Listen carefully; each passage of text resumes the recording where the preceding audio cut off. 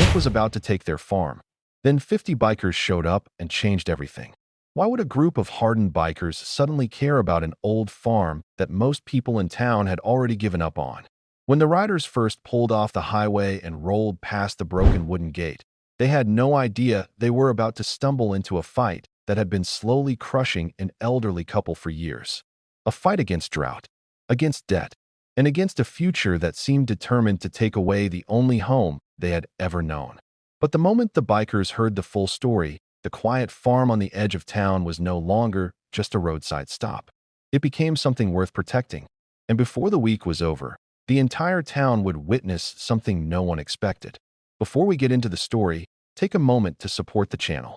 If you enjoy powerful stories about ordinary people stepping up to protect others, make sure to subscribe to Hidden Heroes. Every story here reminds us that courage and kindness still exist in the world, often where we least expect them. Before we continue, let us know something in the comments. Where are you watching from today? Hidden Heroes viewers come from all over the world, and it's always incredible to see how far these stories travel. Now let's go back to the quiet country road where a group of bikers unknowingly rode into a story that would change lives. The road stretched for miles across dry farmland. Dust drifted across the pavement whenever a truck passed. On both sides of the highway, fields that were once green now looked pale and tired. The soil cracked from years without enough rain. For most drivers, it was just another quiet rural road. But for Walter and Helen Parker, it was home. Their farm sat at the end of a narrow dirt driveway surrounded by acres of land their family had worked for nearly 70 years. Walter had been born there. His father had built the barn with his own hands. The farmhouse, with its faded white paint and creaky porch, held a lifetime of memories. But lately, those memories were overshadowed by worry. Walter stood near the fence line early that morning, staring across the empty field. Years ago, corn had grown taller than his shoulders. Now the ground looked tired and uneven. Helen stepped onto the porch holding 2 mugs of coffee. She walked slowly, her steps careful but steady. "Still looking at the field?" she asked softly. Walter nodded. "Habit, I guess." Helen handed him the coffee. Neither of them said what they were both thinking. The farm was slipping away. 3 years of drought had nearly destroyed their harvests. Bills piled up. Equipment repairs became impossible to afford. And the bank had been patient, but patience had limits. Last month they had received the letter. If the remaining debt wasn't paid soon, the farm would be repossessed. Walter folded the letter again and again until the edges were soft. "This place has been in the family too long to lose," he muttered. Helen placed her hand on his arm. "We'll figure something out." But even she didn't sound convinced. Several hundred miles away, a group of motorcycles rumbled across the highway.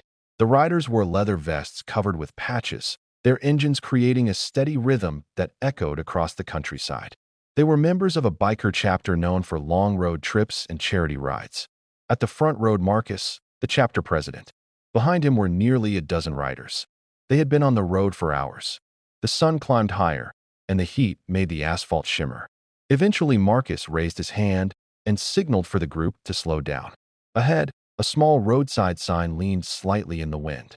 It read, "Fresh eggs, farm stand, 1 mile." Rick, riding beside Marcus, laughed through his helmet. "Eggs sound better than gas station food."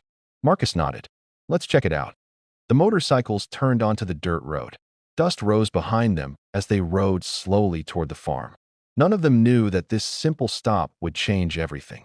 Walter heard the engines long before he saw the bikes. He looked up from the barn, squinting toward the road.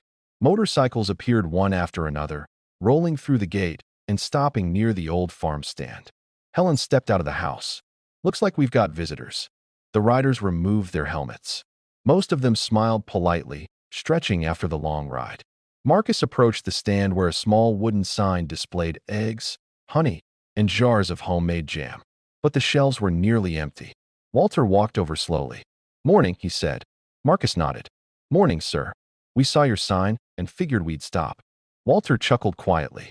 "Wish I had more to sell." Helen joined them. "We're a little short on supplies these days." Rick looked toward the fields. "They look like they've had a rough few years." Walter sighed. "That obvious?" Marcus didn't answer immediately. Instead, he looked carefully at the land. Dry soil.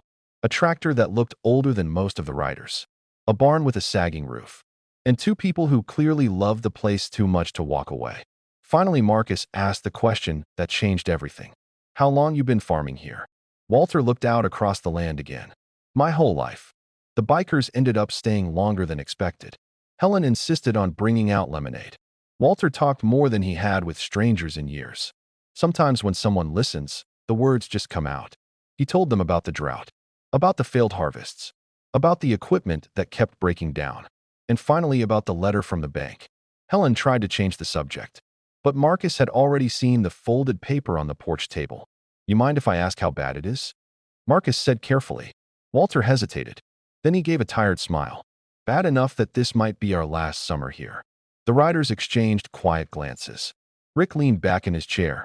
What happens if the bank takes it? Walter shrugged. They sell the land.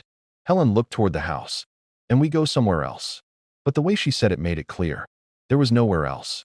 Marcus had heard stories like this before. Family farms disappearing. Land sold to developers or corporations.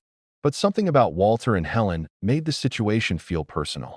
Maybe it was the pride in Walter's voice when he talked about his father building the barn. Maybe it was the way Helen kept touching the porch railing like she was memorizing it. Marcus stood and walked toward the fields. Rick followed him. You're thinking about something, Rick said. Marcus nodded. Yeah. Rick looked back toward the farmhouse. They remind me of my grandparents. Marcus crossed his arms. Same here. He looked back toward the riders sitting around the porch. An idea had already started forming. But first he needed to know one thing. He walked back to Walter. Sir, when's the bank planning to make their decision? Walter looked down. 2 weeks. Silence fell across the porch. 2 weeks. That wasn't much time. The riders eventually prepared to leave. Helmets went back on. Engines started one by one. Walter and Helen stood by the porch waving politely. Thanks for stopping by, Helen said. Safe travels. Marcus climbed onto his bike. But before putting on his helmet, he looked at Walter again. Mind if we come back sometime? Walter smiled faintly. Farm's always here. Marcus nodded. Good.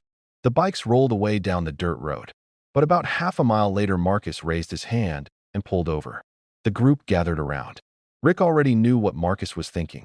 You're not letting this go, are you? Marcus shook his head. No. Another rider spoke. What are you thinking? Marcus looked back toward the distant farmhouse. 2 weeks. Then he said something that made several riders grin. I think this farm is about to get a lot more visitors. Walter and Helen thought the bikers were just friendly travelers passing through. They had no idea what Marcus and his chapter were already planning.